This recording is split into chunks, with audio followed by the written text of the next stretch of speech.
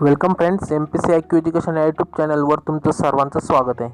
मित्रांनो, आजच्या व्हिडिओ टॉपिकमध्ये आपण विषुववृत्तीय प्रदेश व विषुववृत्तीय जे वन आहेत याच्यावर पाहणार आहोत. यामध्ये आपण आयोगाने काही क्वेश्चन विचारलेले आहेत ते, UPSCने काही क्वेश्चन विचारले ते, आणि त्याच्यावर जे स्पष्टीकरण असणार पूर्ण टॉपिक आपण इथे कव्हर करणार आहोत. चला तर व्हिडिओ सुरू करूया. बघा, ज्या आयोगाने क्वेश्चन विचारलेले आहेत इक्वेटरवर, तर पहिला क्वेश्चन पहा. विषुववृत्तीय सदाहरित जंगलासंबंधी खालीलपैकी कोणते वैशिष्ट्ये बरोबर आहेत? PSI पूर्व 2014ला क्वेश्चन विचारला आहे. पर्याय बघा. अ, अत्यंत दाट असतात. ब, वार्षिक पानगळ होते. क, लाकूड टणक आणि टिकाऊ असते. चौथा आहे, एकाच प्रकारच्या वृक्षाची नसतात. स पर्याय बघा. फक्त अ बरोबर. दुसरं फक्त अ, क आणि ड बरोबर. तिसरं आहे फक्त क आणि चौथा आहे फक्त ब आणि क. तर याचं जे योग्य उत्तर आहे मित्रांनो ते फक्त अ, क, ड. तुम्हाला विषुववृत्तीय वने तुम्हाला माहिती असेल, इक्वेटरच्या म्हणजे 0 ते 5च्या दरम्यान दोन्ही उत्तर दक्षिणेमध्ये हा प्रदेश मोडतो.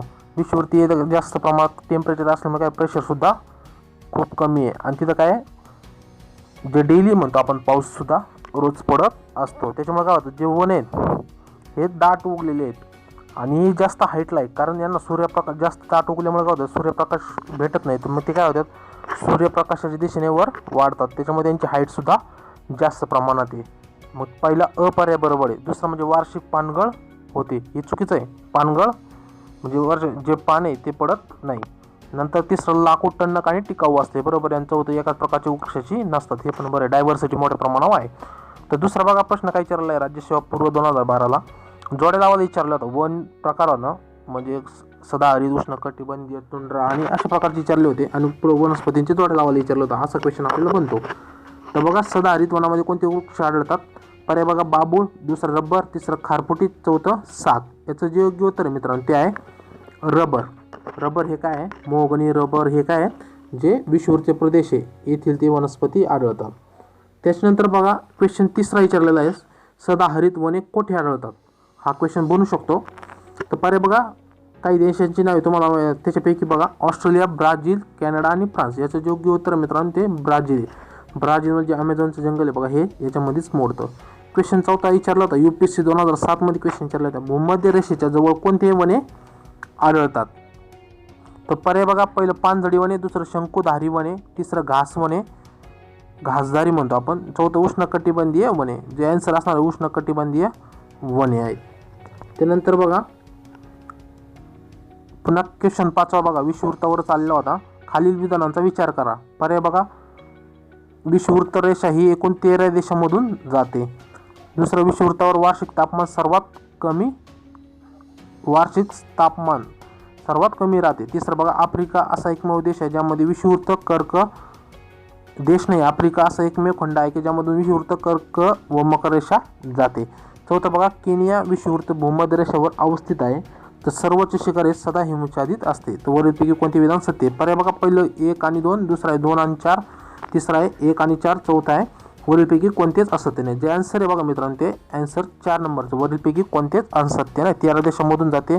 वार्षिक सरासरी तापमान मिडियम राहतं, असं फुल ऊन नाही, जे आपण कर्कवृत्त आणि मकरवृत्तावर राहतो तसं नाही राहत. प्रेशरसुद्धा कमी राहतं, कारण ICTZ आपण त्याच्यावर पूर्ण पाहणार आहोत. तर बघा, जे पर्याय चौथं आहे ते बरोबर आहे. आणि तिथं जे केनिया बघा, केनियामधून जी विषुववृत्तीची रेषा जाते तर ते सध्या जे शिखर आहे ते त्याच्या हिमच्छादित प्रदेश किंवा जे हिमच्छादित म्हणजे त्याच्या बर्फ जमा झालेला असतो. क्वेश्चन 6 बघा, आपल्याला विचारलं तर राज्यसेवेमध्येच आताच लेटेस्टमध्ये विचारलं का की दररोज दुपारी पाऊस कुठे, म्हणजे जसं जर दिवसाचा कालावधी वाढत जातो सकाळपासून, तसं जर ऊन पडायला ढग जमा होतात, नंतर ढगाचं दाट ढग झालं तर त्यांना काय त्याचा पाऊस पडतो, पुन्हा 3 वाजेपर्यंत क्लिअर होऊन जातं. मग डेली अशी रुटीन चालते पुढं ते विषुववृत्तावर होते, ध्यानात ठेवा. त्यानंतर पहा, तर आता याच्यानंतर ICTZ आहे, इंटरट्रॉपिकल कन्व्हर्जन झोन. आपण ते पूर्ण टॉपिक नंतरच्या व्हिडिओमध्ये आणू. हा काय 5-10 मिनिटात होणारा टॉपिक नाही, त्याच्यामुळे आपण त्याच्यावर स्पेशल असं लेक्चर बनवू. त्यानंतर बघा, जे स्पष्टीकरण आहे आपण ते पाहणार आहोत. तर जे बघा विषुववृत्त याला इक्वेटोरियल सुद्धा म्हणतात, कारण ते 0 ते 5च्या दरम्यान आहे. विस्तार हा 5 0.05 उत्तर दक्षिण किंवा ही 0 ही भूमध्य रेषा मानली जाते आणि जी भूमध्य रेषेच्या 5 डिग्रीवर आणि 5 डिग्री दक्षिण असे विषुववृत्ताचा प्रदेश आहे. त्यामध्ये ब्राझीलपासून ते इंडोनेशिया, मलेशिया हे भाग सर्व येतात. तर ॲमेझॉन जंगलातील वनांना काय म्हणतात? जे ॲमेझॉन आहे बघा ब्राझीलमधले, तर त्या जंगलाच्या वनांना सेल्वास म्हणतात. ला वाय येतं बघा. येथील वृक्ष उंच असतात. महत्त्वपूर्ण जे वृक्ष आहेत बघा, मोहगनी, रोजवूड, अबुनस आणि रबर. रबर ध्यानात ठेवा, मोहगनी जरी ध्यानात ठेवा, हे 3 ध्यानात ठेवा, रबर, मोहगनी, रोजवूड, कारण बऱ्याचदा हेच पर्यायामध्ये टाकले जातं. नंतर विषुववृत्तावर कमी दाब निर्माण व्हायची कारणे काय? तुम्हाला मी मगाशी सांगितलं, टेम्परेचरसुद्धा पूर्ण कमी नसतं, मिडियम असतं आणि जास्त पण नसतं, कारण जास्त कुठं असतं 23 डिग्री सेल्सिअस, 23.5 ला 23.5 ला असं. तर जे टेम्परेचर आहे ते मिडियम असतं. जर मिडियम टेम्परेचर असतं तर प्रेशरसुद्धा कमी असतं, म्हणजे दाब आहे त्याला तिथं कमी असतं. दुसरं म्हणजे परिवलन वेग हा प्रूफ तिथं जास्त आहे. तिथं परिवलन बघा सेंटरमधून बिगल्यामुळे काय होतं, तिथं स्पीड जास्त येतो, त्याच्यामुळं ती हवा काय जाते तिथून दुसरी कप पांगली जाते 23 डिग्री इकडं, 23 डिग्री आणि 5 डिग्रीच्या मध्ये जाते ती जास्त. आणि जे 0 ते 5 दरम्यान काय होतं, कमी दाबाचा पट्टा निर्माण होतो. कशामुळे होतो कमी दाबाचा पट्टा देणार? तेव्हा परिवलन गतीमुळेच होतो पृथ्वीच्या. आणि तापमान कमी आहे तिथं. तर तुम्हाला सांगितलं तापमान काय आहे, कारण डेली ढगंसुद्धा निर्माण होतात बघा ITCZमुळं. रोज पाऊस होतो, तेच ढगं पुन्हा त्याच्यातूनच पाऊस खाली पडत असतो. त्याच्यामुळं जे टेम्परेचर आहे ते सौम्य असतं, मिडियम असतं, जास्त नसतं. आणि चौथं म्हणजे ITCZ विभागात हे भाग मोडतो.